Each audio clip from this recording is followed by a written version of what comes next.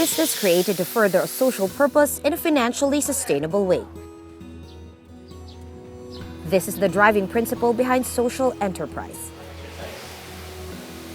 Sustainable and scalable, social enterprise is a powerful tool that provides marginalized communities the skills, accessibility, and technology needed to overcome social barriers and break the cycle of poverty. Where the focus is now really looking at how does your core business impact society, and more specifically impact the low-income people, the poor.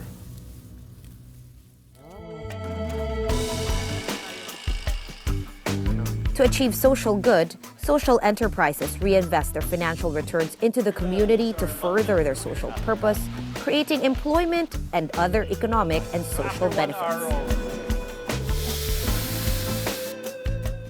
This provides income generation opportunities that meets the basic needs of people who live in poverty. Many people are left behind. And if we're just going to treat those left behind as a market segment of our business and not be responsible and not be conscious about the need to really improve their economic situation. The same thing with environment. If you just keep on using and using and using, mawawala din yan, di ba? Maybe it's time to stop and think, what did I actually do to help somebody? Good evening. I'm Sean Yao, and this is Business Matters, where doing good is good business.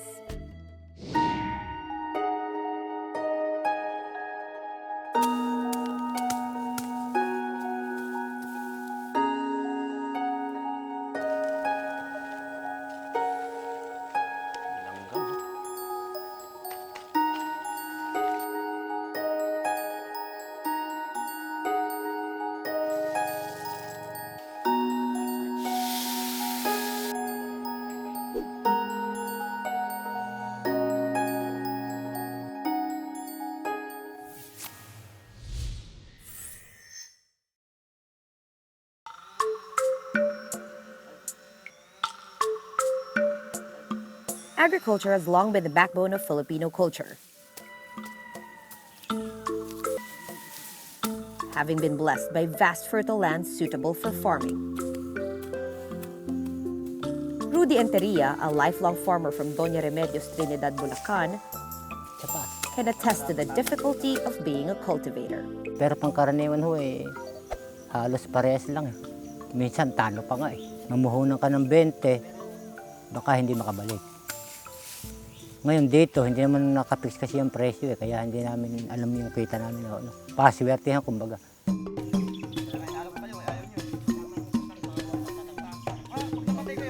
As years passed, climate change has contributed to the burden that hinders growth in the sector. Farmers are also the most affected by typhoons and other effects of climate change. This as rehabilitation for their farmland and crops take time. But aside from natural challenges, middlemen and transportation costs also cut back the profit that could otherwise help the farming families already suffering from low wages. No choice kami, wala kaming sasakyan, wala kaming minsan pampuhunan. Nakatunayan ng mga kumikita, yun hong kumbaga dealer ho kung tawagin namin dito eh. Na sila yung nagdadala sa Balintawak po kasi market namin dito. Naisisave pa yung pang ano ngayon eh, pang tuition eh. The vicious cycle almost left Ka Rudy and his family impoverished. Bakit?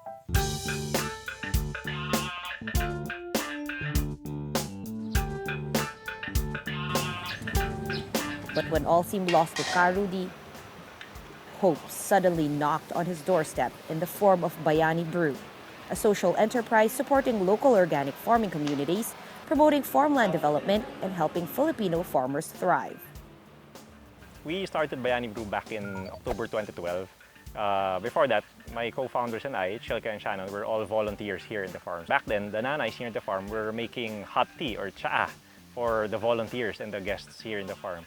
And then the father and founder of Gawad Kalinga, Tito Tony Miloto, he felt that, hey, if we can turn this hot tea, this cha, into ready-to-drink iced tea, imagine how many farmers will be able to help out. The Philippines is such an iced tea drinking country, but we don't grow the tea plant here. So for something as basic as iced tea, we still have to import that. Advocating local leaves such as lemongrass, pandan, and sweet potato tops, Bayani Brew aims to increase the income of subsistence agrarian reform beneficiaries by directly sourcing at above market prices using indigenous, climate-resilient, perennially grown crops that serve as the main ingredient for their beverage.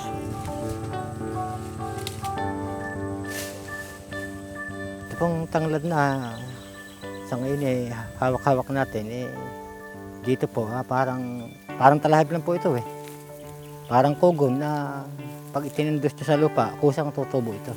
Nung una po hindi.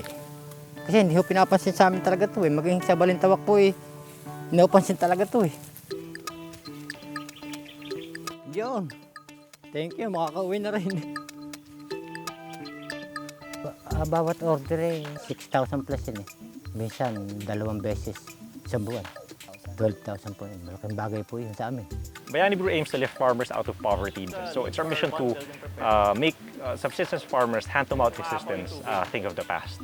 So we prioritize these low-maintenance crops which we can turn into higher-value goods. One of the challenges that farmers encounter is that they also need capital, but they don't have access to credit. We provide them interest-free microloans to help them start their business.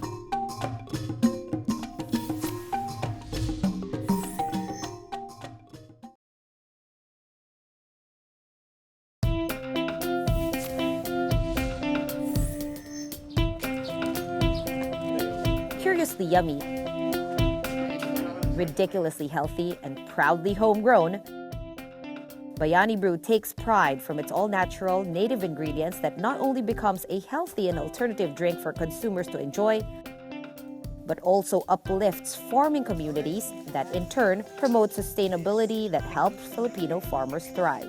Welcome to the humble Bayani Brew Food Lab. So this is where we produce our brews. Farmers like Ka Rudy provide 125 kilos of lemongrass to Bayani Brew for brewing daily.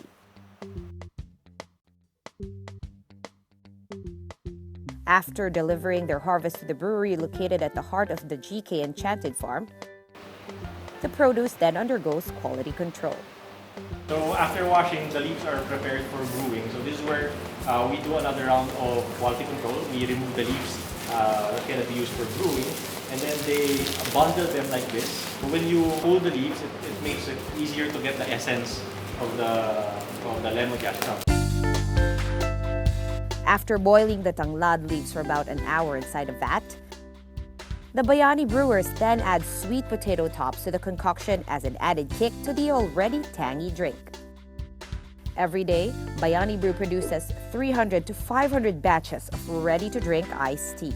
But more than producing a delicious beverage for Filipinos to enjoy, part of Bayani Brew's goal as a social enterprise is to make agripreneurs of the farmers to make their progress and lives more steady and sustainable. One of the challenges that farmers encounter is that they also need capital, but they don't have access to credit. What Bayani Brew does is that we provide them interest-free microloans to help them start their business, because we also want to turn the farmers into what we call agripreneurs. We want them to treat their farming as their business. Trust has played an integral role in their strong partnership that Ka Rudy and Bayani Brew enjoy up to this day. This mutual relationship, however, didn't come overnight, as the road to their current success has been filled with speed bumps and other challenges. Na merong konting alinlangan, pero handang pa rin yung pagsubok. Kasi kami talagang willing kami sumubok na sumubok. Nakita na natin yung sinasabing kaunlaran Yung sidecar ng aking tricycle po na yun Katasunong tanglad But both parties have shown commitment to the arduous task of scaling up the Sustainable Livelihood Project and developing it into a full-fledged social enterprise that can create more social impact. So imagine if these farmers armed with their technical know-how of agriculture, together with business skills, imagine how much wealth Filipinos can create out of the idle land that we have in the countryside. And like the tanglad leaves that remain robust under drastic weather patterns, social enterprise Bayani Brew remains resilient in its goal of continuously providing end-to-end services that actually helps farming communities maximize their potential and achieve inclusive growth. May malasakit din tayo din sa kanilang project. Kasi kung hindi nga ho sa kanila, wala naman to. Wala kami. Bayani Brew is curiously yummy, ridiculously healthy, and proudly homegrown. So we started as a really, really small enterprise, but we really believe in these Filipino recipes, and we believe that we can make an impact in the lives of the communities we're working with.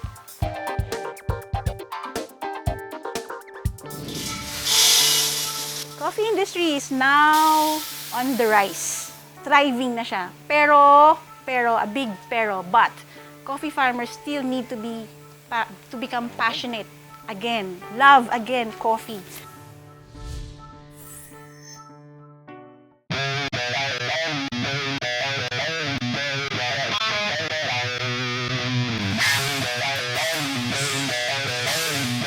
We believe that Lancaster U-City was developed for the Filipino family. Actually, lahat nandito na eh. And the Grand Family Weekend gives its residents an opportunity to enjoy what Lancaster has to offer.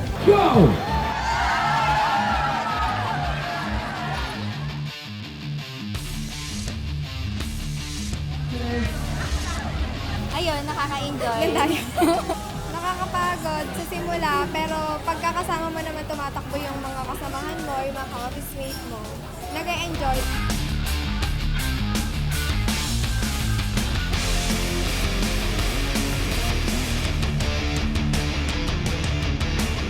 Actually kasi first time ko lang din sa Fun Runs. Ayun, masaya, enjoy.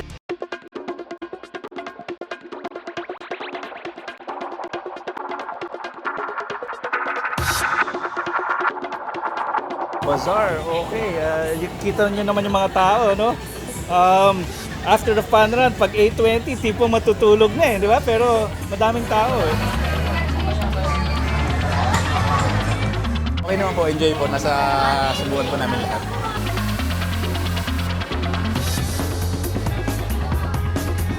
And I'm very happy because this is the first time we did this. And I think tuloy-tuloy na to. We'll be doing one again next year.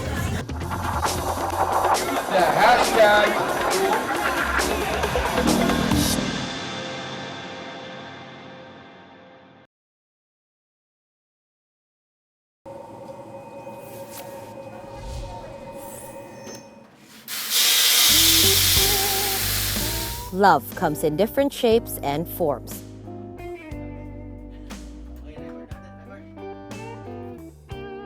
For entrepreneur V. Reyes, it came in the shape of a coffee bean and in the form of business.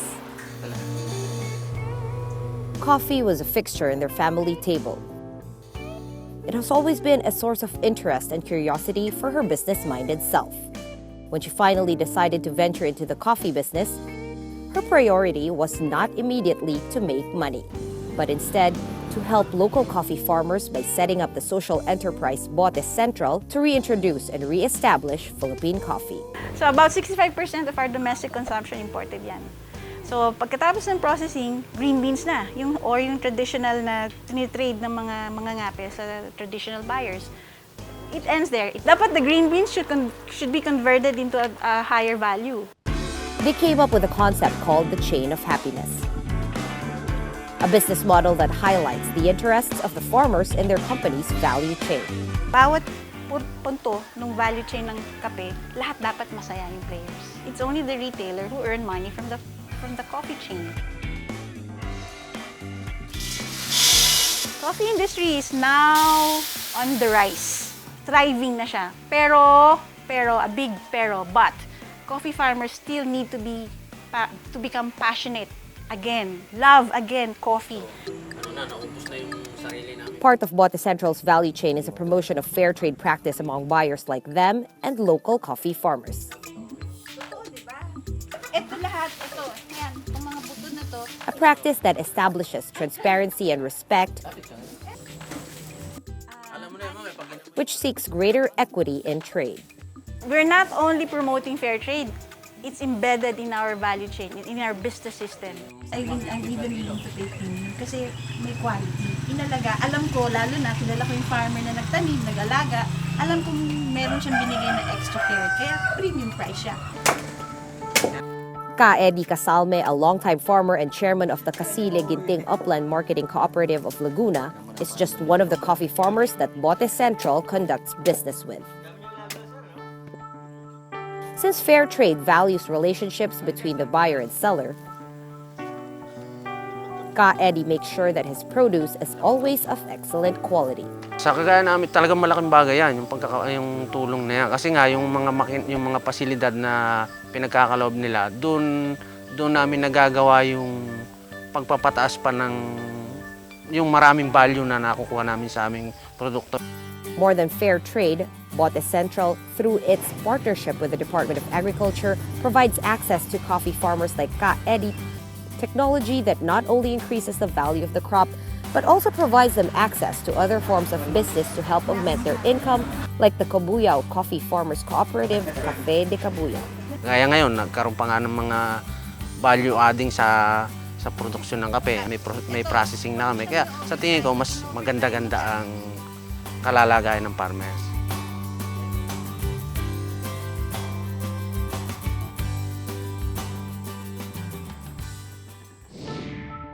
Part of the Kapit Buhay program is for the youth to be trained. Kasi pag umalis sila sa coffee farming, sino matitira sa farm? Lahat sila nasa call center, nasa urban mga offices. Gusto natin dito ang enterprise. Lahat community-based.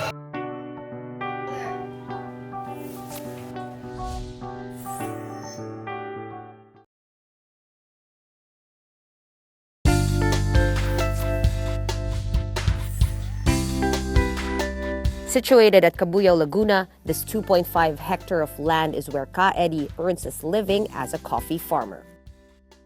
May magandang pagkakitaan ng kape. Bukod sa medyo matibay siyang halaman, pag na-harvest mo, pwede mo pa siyang ma-stock. But coffee is a seasonal crop and Ka Eddie needs a continuous source of income. What Bote Central did was to teach farmers multi-cropping. So even when V's business is off-season, the farmers can still go off by themselves making a living. Sa pagitan ng mga panahon na hindi ka nag-harvest ng kape, meron kang ma-harvest na ibang product. Gaya saging, continuous yan. Gusto talaga namin, kumpleto sila. Sa buong taon, hindi seasonal ang kita nila, kung hindi all year round. Through Bote Central's integration of the local communities of Cabuyao, farmers from Barangay Casile Ginting were able to set up a cooperative. Here, there is a pooled effort to profit. They share not only their harvest, but their knowledge and skill. Bote Central is still involved in this initiative as they provide farmers access to roasting machines, something the communities cannot afford otherwise. So this is the roasting machine. They set up their own exhaust system. Kailangan may exhaust system. Very important. Para yung usok naaamoy ng buong community at ng mga passers-by. It's a patented invention. Very easy to operate. Pull niya.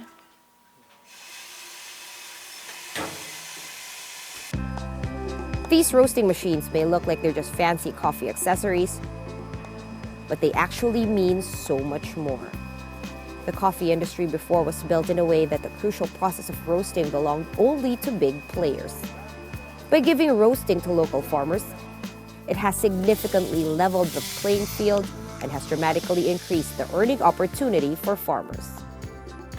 Roasting gives at least 100% profit margin from the green beans. Di pag nagkakapihan pa sila and they retail coffee cup, at least 1,000% profit margin. Seeing the success of this model and what it's done to the communities in Cabuyao, Bote Central partnered with the Department of Agriculture and the Department of Trade and Industry to spread the technique.